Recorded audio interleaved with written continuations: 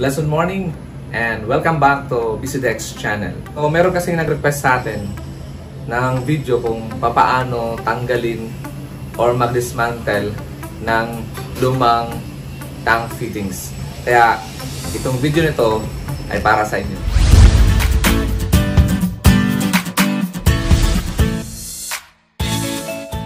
So bago ang lahat, kung bago ka pa sa channel na ito, please don't forget to subscribe and click the notification bell para ma-update kayo sa susunod nating video.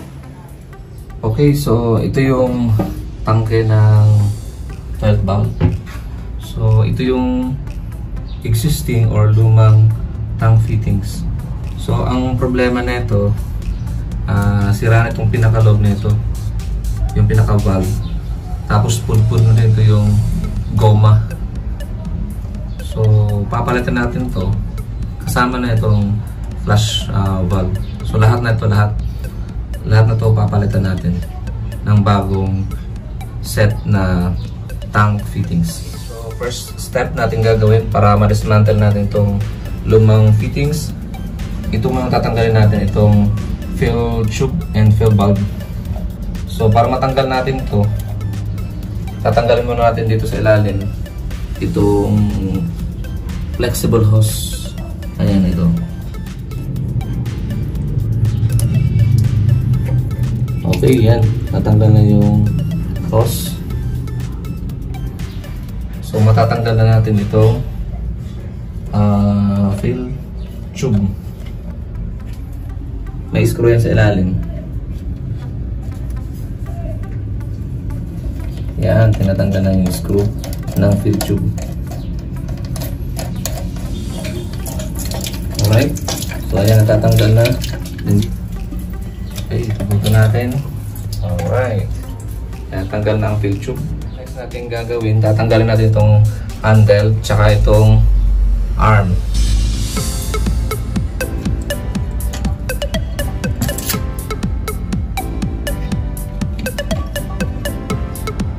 Alright, so third step, tatanggalin natin itong dalawang bolt nakakabit sa tangke para matanggal natin itong flush tube. May screw itong bolt, then may washer pa. So dalawang bolt ang tatanggalin natin na nakakabit sa tangke, dahil itong dalawang bolt na to, ito yung humahawak sa tangke para hindi gumalaw. Okay, so ayan, natanggal na yung isang bolt. So fourth step, tatanggalan na natin itong tangke.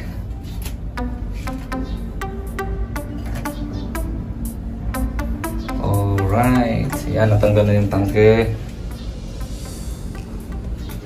So dito makikita natin itong tank o-ring seal. Ayan, so nakikita ko naman itong lumang tank or o-ring seal is maganda pa. So pwedeng hindi napalitan or pwedeng palitan din ng bago. So okay pa, oh. Makapal nga eh. Balik na natin ulit. Gasan na lang natin.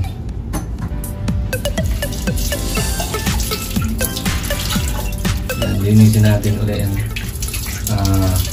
o-ring seal.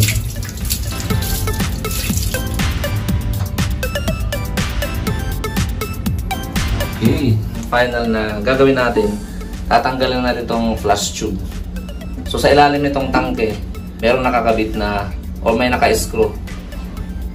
So tanggalin natin. Ayan. So ito yung screw niya. So i-unscrew lang natin to.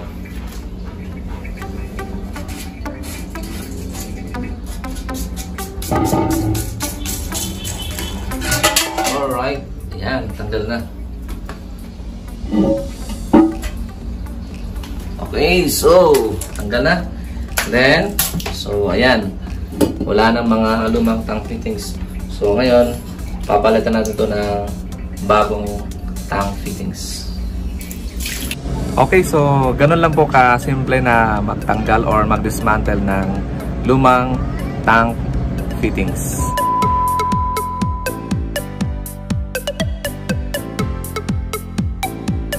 In-order namin sa Shopee worth 249 pesos. So, hindi siya branded. Pero itatry lang natin to gamitin kung talagang maganda ang quality nito. Kumpara dun sa in-order ko dati na 800 plus sa isang malaking hardware. Ito yung flash tube with flash valve. We have here tank o-ring seal. And we have here handle with arm. So ang kaibahan naman nito is bakal ito. Yung luma nating handle arm is plastic. Tank bolt with washer. Ito naman yung fill valve with floater. And we have also the overflow tube. Okay, so na-dismantle na natin ang lumang fittings. Ngayon, ikakapit na natin ang bagong fittings. So, first na gagawin natin, kakapit natin itong flash tube. Okay. Then, i-screw lang natin itong flash tube sa likod nitong, sa ilalim nitong tangke.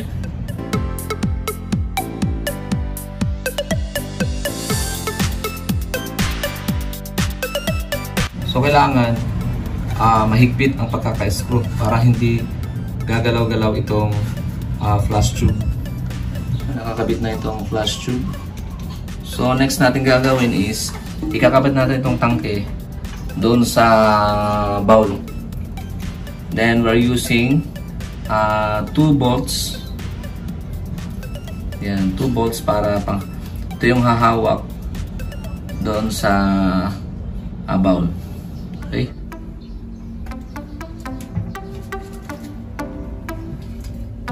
Okay, so ikakabit natin itong o-ring seal dito po sa ilalim nitong flash tube. Swak natin to dito sa butas nitong bowl.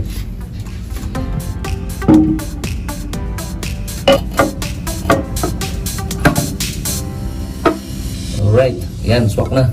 So next natin na gagawin, kakabit natin itong dalawang bolt. Ayan, itong isa, dalawa. Din-screw natin sa ilalim.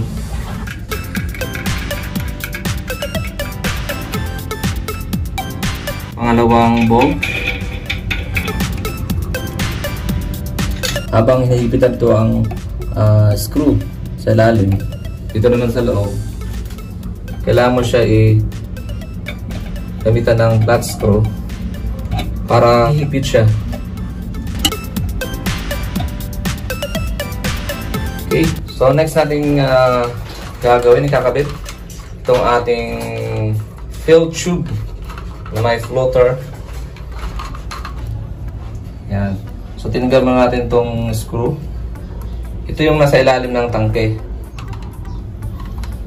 Okay, kabitan natin. So ito yung screw sa ilalim.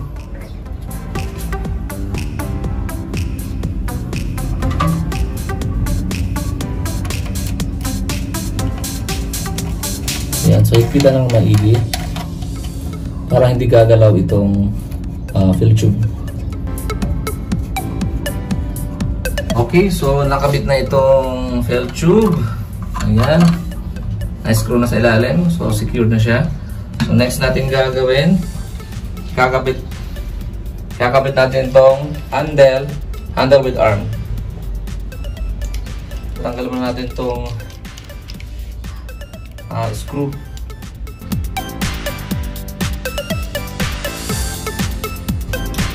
Ayan, pinasok na yung handle. So ito yung arm niya, no? Ang ginagawa namin ngayon, dahil itong arm niya sumasaya dito sa gilid ng tangke, so ginawa namin is binaloktot na lang tong arm para hindi sasaya dito sa tangke kapag ka nag-flash ka. Ayan, mayroon na siyang clearance. Kabit na natin tong screw.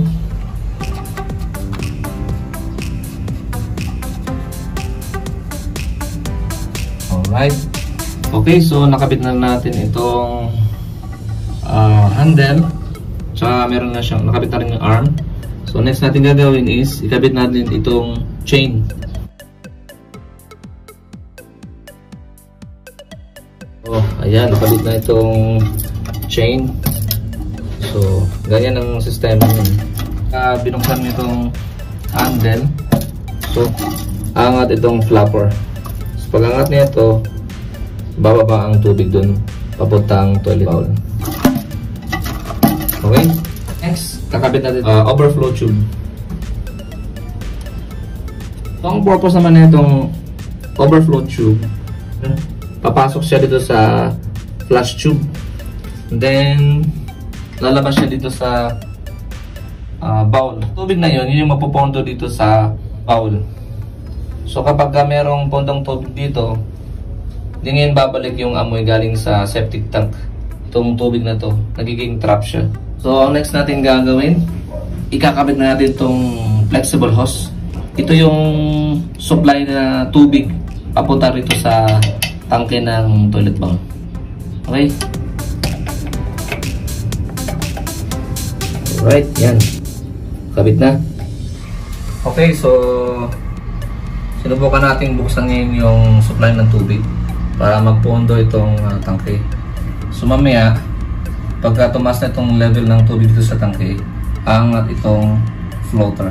Gumana itong floater natin dahil huminto na yung pagpondo ng tubig. So i-try naman natin ngayon, flush out itong tubig. Kung meron bang leak.